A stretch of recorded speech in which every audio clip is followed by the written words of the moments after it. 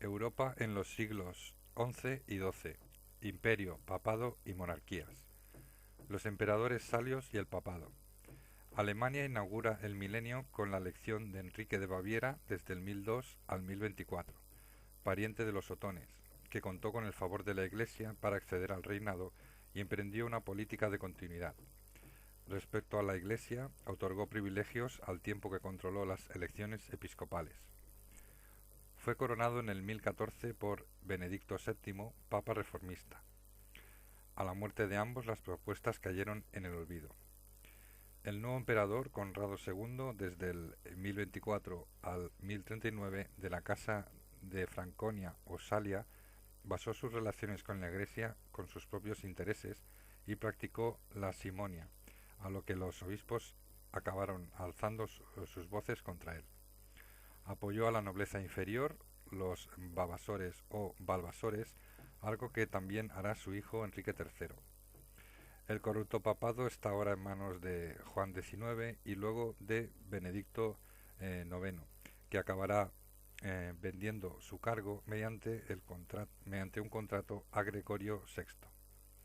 Enrique III, desde el 1039 al 1056, siguió las huellas de su padre, interviniendo activamente en la Iglesia, aunque no era contrario a las ideas de reforma que se oían en el seno de la misma, en especial en los monasterios cluniacenses.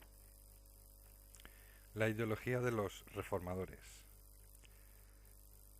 Se incide en la lucha contra la simonia, que era la compra de los cargos eclesiásticos, y el nicolaísmo, que era el matrimonio o amancebamiento de clérigos, y en especial contra la investidura laica y el control de papas y obispos por emperadores, reyes y familias. El emperador se consideraba designado directamente por la gracia de Dios, su vicario en la tierra, e incluso en Bizancio se le considera un apóstol más, o el isapostulus. Pero los partidarios de la reforma como Moyenmoutier, cardenal de Silva Cándida, y su obra contra los simoniacos, o el Papa Gregorio VII y su Dictatus Papae, apuestan por la independencia del poder espiritual contra el temporal. El cardenal alega que la naturaleza de los dos poderes es como cuerpo y alma, siendo el alma la Iglesia. Gregorio VII fue más enunciativo y su obra es breve y lapidaria, ya que según él, la Iglesia romana es la única fundada por Dios para salvar el género humano y nadie fuera de la Iglesia puede arrogarse misión alguna en este sentido. Es competencia del Papa lo relacionado con nombramientos, leyes, cánones, además de que la Santa Sede puede juzgar a los fieles y no ser juzgada. Se insinúa en este pensamiento la doctrina del ratio peccati, que más tarde desarrollará Inocencio III. Todos estos argumentos dieron lugar a una serie de réplicas y contrarréplicas que constituyeron la rama ideológica sobre la que se desarrolló la lucha de las investiduras y el consiguiente y posterior Dominium Mundi. La lucha de las investiduras. Enrique IV, desde el 1056 al 1106, sube al poder con solo 6 años, siendo regentes su madre y los obispos de Colonia y Bremen. En el pontificado de Nicolás II se promulga la Bula in nomine Domini en el 1059, por la que solo los cardenales obispos pueden elegir papa, y este debe ser romano, aunque de no haber nadie digno y capaz podía no serlo, y su elección debía celebrarse en Roma. Ante la negativa de la corte imperial y la nobleza romana, y temiendo la reacción, el Papa y los reformadores decidieron otorgar tierras a los normandos y también a la Pataria milanesa, un movimiento popular. A la muerte del Papa y la coronación, según el modelo de los reformadores de Alejandro II, surgió un antipapa en Alemania. El cisma se evitó con la muerte de ambos rivales. En Roma el pueblo, instigado por el cardenal Hugo Cándido, proclamó papa a Gregorio VII, sin respetarse las condiciones de la bula del 1059. Su papado fue convulso porque continuó actuando contra los simoniacos y también redactó el revolucionario Dictatus Papae, mediante el cual el papa nombraba y destituía al emperador. Por su parte, Enrique IV hizo caso omiso e incluso auspició un movimiento de oposición al papa. Tras esto, el conflicto se desata. El emperador declara depuesto al papa y éste lo excomulga. Los príncipes alemanes se rebelan y el emperador pide disculpas, pero ya rechazado fue depuesto, lo mismo que ocurrió con el papa. Enrique IV todavía consiguió ser consagrado emperador en Roma por su papa Clemente III, mientras Gregorio VII se encerró en Sant'Angelo, de donde solo pudo salir con los normandos entrando en Roma a sangre y fuego. Con la muerte de Gregorio VII, la reforma se detuvo hasta la llegada del Papa Urbano II. La anarquía en Alemania y el concordato de Worms. Otones y Salios creían en la unión del imperio con la Iglesia. Con la crisis de las investiduras también entró en crisis la autoridad de los soberanos alemanes al apoyar el papado. Así la dinastía entró en crisis y se asentó el feudalismo. A la muerte de Conrado, su hermano también se alzó contra su padre, Enrique IV, siendo derrotado y hecho prisionero. Enrique V, entre el 1106 al 1125, pactó con el Papa Calixto II y se firmó el Concordato de Worms en el 1122, por el que las elecciones episcopales se celebraban en presencia del emperador, quien solo en caso de elección dudosa se decantará por uno de los candidatos. Antes de la consagración, el emperador entrega al nuevo obispo el cetro, o símbolo de poder temporal, que es considerado como una regalía. Y finalmente el emperador renunciaba a la entrega del anillo y el báculo, símbolos del poder espiritual. Para celebrar este acuerdo, el Papa convocó un concilio en Letrán en el 1123, que fue el primer concilio ecuménico celebrado en Occidente. Murió Enrique sin hijos y en Alemania surgió las luchas entre dos casas, los güelfos y los gibelinos, los Hohenstaufen y el Dominium Mundi. A la muerte de Conrado III le sucedió su sobrino Federico, que reunía en su persona las dos corrientes enfrentadas, pues era gibelino por su padre y güelfo por su madre. Federico I, desde el 1152 al 1190, llamado Barbarroja, fue sin duda el personaje más importante de la Alemania medieval. Su programa de gobierno era claro y así se lo hizo saber al Papa al comunicar la noticia de su elección: restablecer el honor imperial, el honor imperi, cuyo contenido ideológico se vería respaldado por los tratadistas de la Universidad de Bolonia, que alentaban el fortalecimiento del poder imperial, apoyándose en el derecho justinianeo, concretamente en su digesto. Tres serán los frentes de actuación de Federico I en Italia y Alemania. El primero es el norte de Italia y el papado. El emperador, convencido de la preeminencia del poder imperial sobre cualquier otro, puso en práctica su programa intentando sujetar las ciudades del norte de Italia díscolas gracias a su floreciente economía. El emperador quiso nombrar al podestá o delegado, sustituyendo las magistraturas ciudadanas. El conflicto se solucionó con el Tratado de Constanza en el 1153. La República Romana de Arnaldo de Brescia se liquidaba y Federico no apoyaría a los normandos en su conflicto con el Papa y Roma volvía al papado. Tras esto, Federico I era coronado. El emperador impuso la fuerza y el terror en Italia, manteniendo el cobro de las regalías o derechos reales. A la muerte del Papa se produce un nuevo enfrentamiento por dos candidaturas, que acarreó la excomunión al emperador, insurrecciones y saqueos. Finalmente la paz llegó en Venecia en el 1176 y las ciudades vieron cómo se les reconocía cierta autonomía y libertad para elegir a sus cargos, que debían ser ratificados por el emperador. El segundo frente son relaciones con la Italia del Sur. Los reyes normandos, a pesar de su enfrentamiento con el Papa, del que eran feudatarios, entraron a formar parte del frente antiimperial organizado por Alejandro III. Pero si el prestigio imperial salió debilitado de su enfrentamiento con las ciudades del norte, en su relación con Sicilia, Federico I dio un golpe maestro al acordar el matrimonio de su hijo Enrique con Constanza, heredera del trono siciliano. Mediante esta jugada, los estados pontificios quedaban atenazados por el norte y por el sur, al tiempo que se abrían para Alemania nuevos espacios en el Mediterráneo. El matrimonio tuvo lugar en Milán en el 1186 ante las protestas de Urbano III, que intuía los futuros problemas que se presentaron.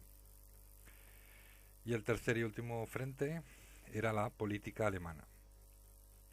Federico I, con el apoyo de los gibelinos, logró dominar la anarquía.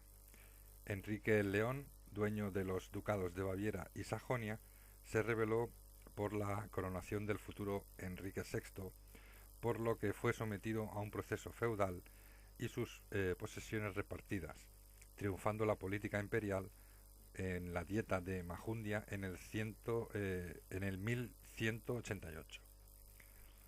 Pero los grandes duques iban ampliando sus dominios y surgió un nuevo ducado en Austria en el 1156 y un nuevo reino en Bohemia.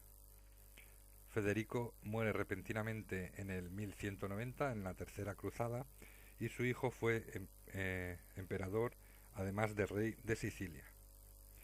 Se abandonó la política feudal y todo giró hacia el comercio marítimo, negociando con los cristianos de Tierra Santa y los musulmanes del norte de África. Murió sin ver cumplidos sus sueños a los 32 años, dejando por heredero al niño Federico II. Francia bajo los Capeto. La historiografía francesa nombra la etapa entre Hugo Capeto y Felipe I, desde el 1060 al 1108, como los epígonos carolingios, porque nada distingue al rey de los grandes señores. Felipe I inició la recuperación del prestigio, de la economía de la corona y del aumento territorial, si bien fue lento. También incrementaron sus bienes, haciendo valer sus derechos, cobrando impuestos y décimas sobre los bienes de la Iglesia, a la que apoyaron a pesar de algunos desencuentros.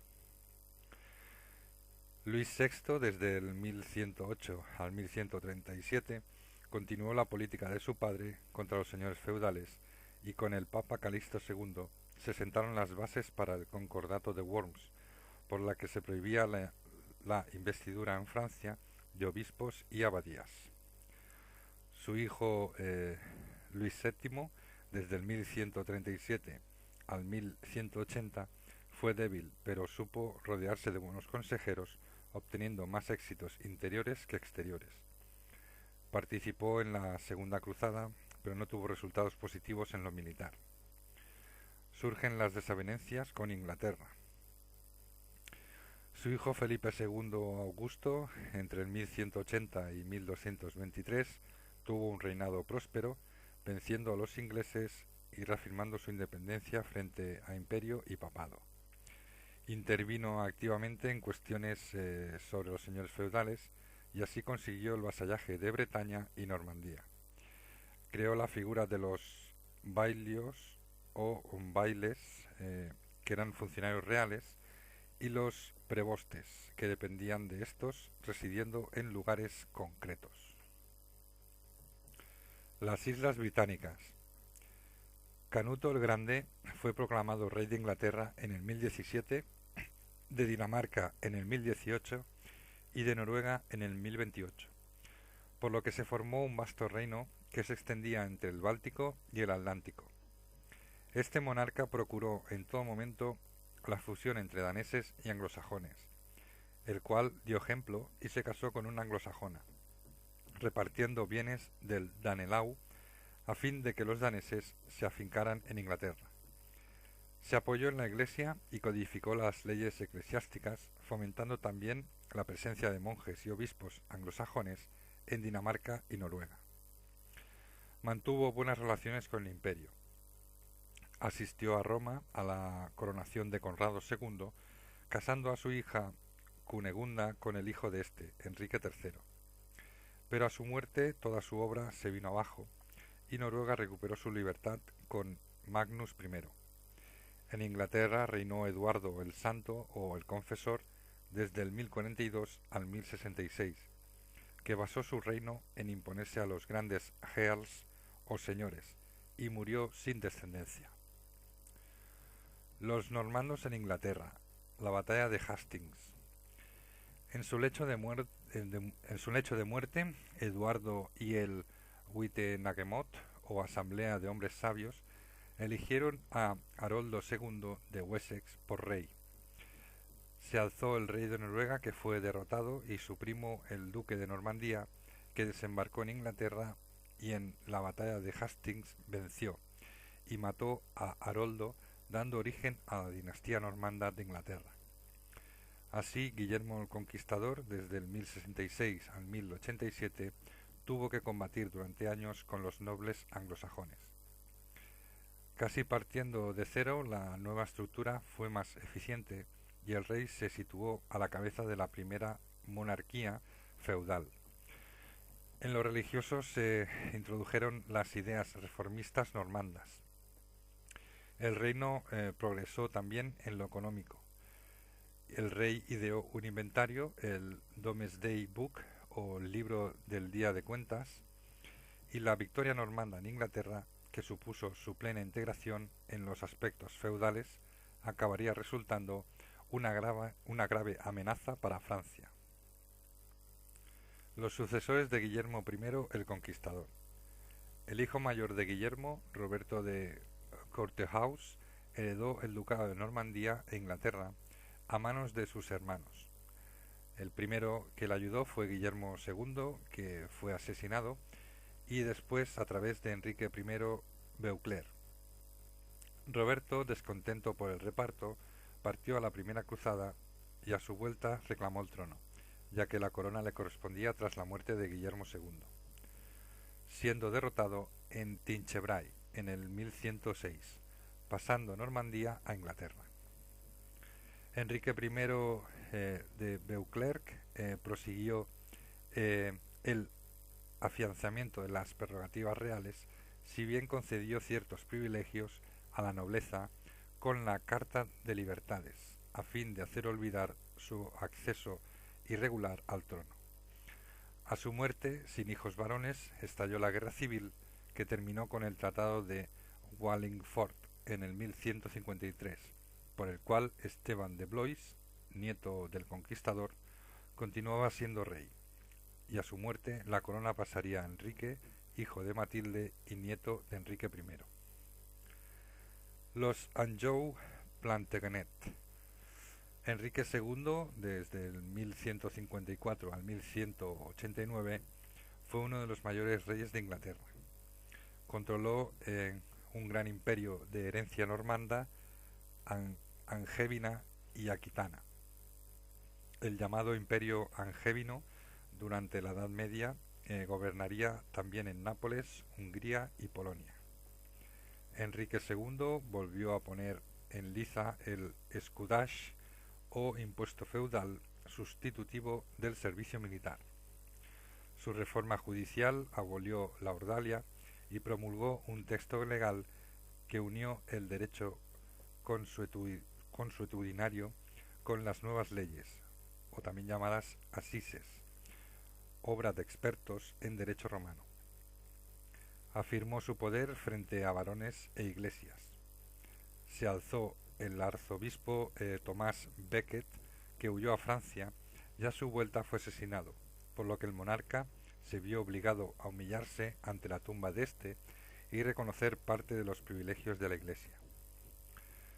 Sus últimos años de reinado fueron convulsos, en especial por el enfrentamiento con su hijo Ricardo, alentado por el rey de Francia, receloso del poder inglés.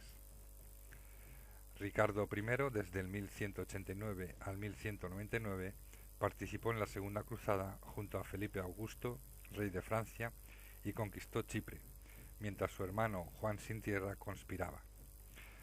Tras ser prisionero y volver a casa, perdonó a su hermano y lo nombró heredero. Murió tras un asedio y se hizo inmortal, ya que fue un caballero sin grandes gestas, pero de leyenda por culto, galante, versado en música y poesía. Las monarquías centroeuropeas y el Gran Nach-Osten. Polonia, Hungría y Bohemia, a pesar de los intentos de la Iglesia bizantina de integrarlos en su órbita, entraron en la órbita política europea a través del cristianismo. A la vez, el Imperio alemán se ve rodeado por una serie de estados y marcas en continua efervescencia. La historia de Polonia es una constante presión, además de por el este por los rusos y por el norte y oeste con Enrique el León, duque de Baviera y Sajonia, y Alberto el Oso de Brandesburgo, los artífices de la marcha hacia el este. Ambos impulsaron una labor colonizadora apoyados por los monjes de Císter. Los Premishelidas de Bohemia logran la corona real con Ladislao II desde el 1158 al 1174 y con su sucesor Ottokar I desde el 1198 al 1230 se asentará una fuerte burguesía alemana en Praga.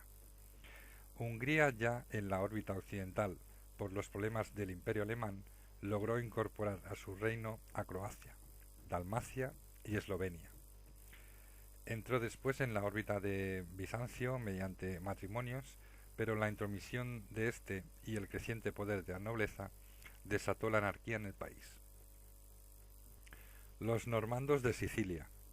La conquista normanda fue distinta a la de Inglaterra, ya que los normandos llegaron a Italia para prestar ayuda a los lombardos contra Bizancio, aunque lucharon también junto a Bizancio contra los musulmanes en Sicilia, y los clanes familiares aprovecharon la oportunidad, entre los que destaca el clan de los Hauteville.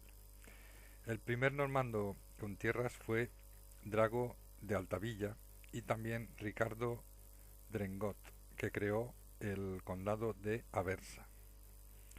El papado luchará en un primer momento contra los normandos, aunque acabará aliándose con ellos en el concilio de Melfi, en el 1059. En el 1071 los bizantinos perdieron sus últimas posesiones en Italia. Roberto Guiscardo es excomulgado por la toma de la región de Benevento, pero fue repuesto por el Papa Gregorio VII, ya que lo necesitaba contra Enrique IV. En el 1091 logra arrebatar Sicilia a los musulmanes. Durante su reinado, el Bizancio de Alejo Comneno perdió no solo territorio, sino también poder económico en el Mediterráneo. A la muerte de Roberto, su hermano Roger I fue conde de Sicilia. Roger II reinó entre el 1105 y 1154. Convirtió a todos los territorios normandos en su feudo. En el 1127, muerto su primo Guillermo, se apoderó de los ducados de Apulia y Calabria, sin corresponderle, siendo excomulgado. Tomó partido por el antipapa Anacleto II, quien le correspondió con la corona real, pasando Sicilia a ser reino. Conquistó Nápoles y se convirtió en príncipe de Capua. En el 1140 promulgó las leyes de Ariano, centralizando todo el poder y disminuyendo el de los señores feudales, con los que luchó durante 10 años. Le sucedió Guillermo I desde el 1154 al 1166, de poco tacto, excomulgado por Adriano IV, quien soliviantó a los nobles contra Guillermo. Tras su sucesión, el reino entró en crisis y el final de la misma se produjo cuando el emperador Enrique VI entró en Palermo en 1194 y terminó con el reino normando de Sicilia. Los principados rusos. Se produce el nacimiento de principados como el de Kiev gracias a los varegos y las influencias bizantinas. El príncipe Vladimiro de Kiev se convirtió al culto ortodoxo. El nuevo estado hizo frente a problemas como el de la integridad territorial y hubo continuas guerras fratricidas e intervenciones de estados vecinos como los penechegos y cumanos. Yaroslav venció a los pechenegos y fue llamado el Sabio por su obra cultural, la Ruskaya Pravda, y en la que se recopiló las leyes rusas. Pero las luchas internas se hicieron decaer la influencia de Kiev, siendo reemplazado por el de Suzdal. El príncipe de Suzdal, Bogoliuski, saqueó Kiev, pero la ciudad nunca perdió su prestigio moral. Las incursiones de los cumanos hicieron mella en el sur, por el contrario, en el norte surgieron las repúblicas de Novgorod y Pskov, basadas principalmente en el comercio. En el noroeste surgieron, junto a Suzdal, Moscú y Tver. Los principados son agrícolas y la mayoría campesina era libre, o como se les llamaba, esmerdi, aunque la mayoría acabarían siendo siervos o kolopi, mientras que los zakoupi, que eran hombres semilibres, y los boyardos del séquito del príncipe o drushina se beneficiarían de la política de rentas y acabarán formando verdaderos señoríos. La evolución de las ciudades fue del carácter militar y defensivo a la aparición de artesanos y comerciantes, donde la asamblea o betche colabora en la administración. En general la economía es de carácter rural y no aparece la moneda hasta el siglo X. La península ibérica. Por la descomposición del califato en reinos de taifas, los estados cristianos afianzan poder y territorio e incluso intervienen en la política interna musulmana. Espíritu europeísta se vislumbra a través de Sancho el Mayor de Navarra, en monasterios de Cluny y el Camino de Santiago. Se crean grandes señoríos. Alfonso VI conquista Toledo en el 1085, lo cual desencadena la ruptura del status quo y nuevos bríos a la reconquista. Castilla avanza hacia la línea del Tajo, Aragón hacia la del Ebro y el condado de Barcelona hacia el sur. La contraofensiva de los almorávides hizo pensar en una alianza peninsular y se buscó la unión de Castilla y Aragón entre Alfonso el Batallador y Urraca, pero fracasó. Las taifas se unieron y vencieron a los cristianos en Al-Zalaca en el 1086 y Ucles en el 1108. El comienzo del siglo XIII lo marcó la batalla de las Navas de Tolosa en el 1212, que dio un nuevo brío a las campañas cristianas, ahora ya unidos entre Castilla y León. En el Aragón de Jaime I se lanzó hacia Levante y Baleares. El territorio de Portugal se hizo condado gracias a Alfonso VI de Castilla, aunque pronto se independizó. Las conquistas de territorios atrajeron a nobles en busca de nuevas oportunidades y se crearon las órdenes militares con prebendas concedidas por los monarcas.